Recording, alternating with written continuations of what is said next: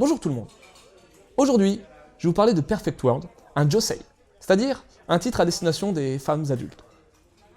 Ce titre romantique est d'Haruka Rie. Il va nous permettre de suivre les aventures de Kawana, une femme de 26 ans qui travaille dans le milieu de la décoration. Quelle ne va pas être sa surprise quand elle va se retrouver nez à nez au cours d'un dîner professionnel face à Ayukawa, son premier amour du lycée. La surprise est grande, mais elle le sera encore plus lorsqu'elle se rendra compte que durant le laps de temps pendant lequel ils se sont séparés, Ayukawa a été victime d'un accident qui l'a rendu paraplégique. Le lien qui unissait Kawana à Ayukawa va alors se renouer de manière différente. Le handicap d'Ayukawa, son travail, son ancienne petite amie, sa nouvelle façon de penser. Comme vous le voyez, cette relation amoureuse risque d'être entachée de nombreux obstacles avant de pouvoir réellement se concrétiser.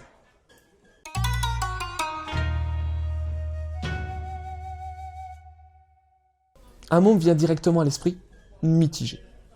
Le trait 100% shoujo oscille entre beauté et médiocrité. Il est souvent fréquent que les personnages lointains bénéficient de moins de soins, mais là c'est, à mon sens, carrément exagéré. Et même si le dessin n'est pas du tout laid en soi, il n'en demeure pas moins stéréotypé et trop peu détaillé. C'est également le cas des décors, qui sont quasiment inexistants. Le découpage est solide pour un josei, on ne s'y perd pas trop. Bien que conventionnel, il reste tout de même assez évanescent pour inviter le lectorat à la rêverie. Pas grand chose à dire sur l'édition d'Akata, qui a pris le parti de se défaire des onomatopées japonaises.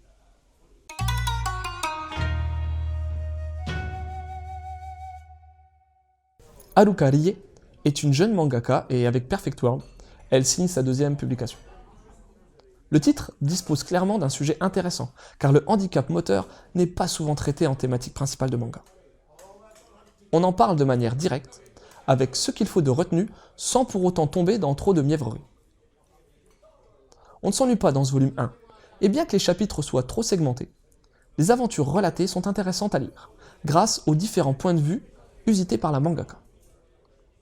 Certains personnages secondaires manquent peut-être un peu de consistance par moment, mais on rentre bien dans l'histoire, malgré quelques ellipses narratives trop prononcées qui pourraient faire perdre le fil quelques instants. La relation amoureuse dépeinte commence pour de bon en fin de volume, et j'aurais apprécié un peu plus de suspense. Peut-être dans le second volume. Pour les lectures gravitant autour de Perfect World, il y a bien entendu le Rearu d'Inoue Takehiko, manga traitant du basket en fauteuil roulant.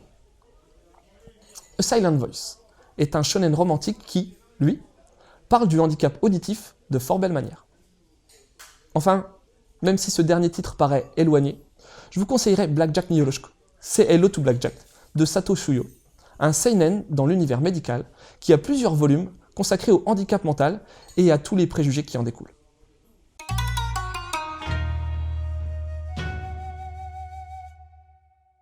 Perfect World est donc un josei romantique d'Haruka Rie. Il raconte les retrouvailles entre Kawana et son premier amour du lycée, Ayukawa. Durant ses études universitaires, Ayukawa a été victime d'un accident le laissant en fauteuil roulant à vie. Les deux adultes vont petit à petit se rapprocher, mais de nombreux obstacles vont perturber leur relation, le handicap d'Ayukawa et ses dommages collatéraux en premier lieu. Malgré un trait assez agréable, on regrettera des décors en nombre trop limité et une grande inégalité dans le dessin. Avec son découpage conventionnel, Perfect World reste également accessible aux allergiques des mangas à destination du public féminin. La thématique abordée est assez originale et bien traitée, sans trop de mièvrerie.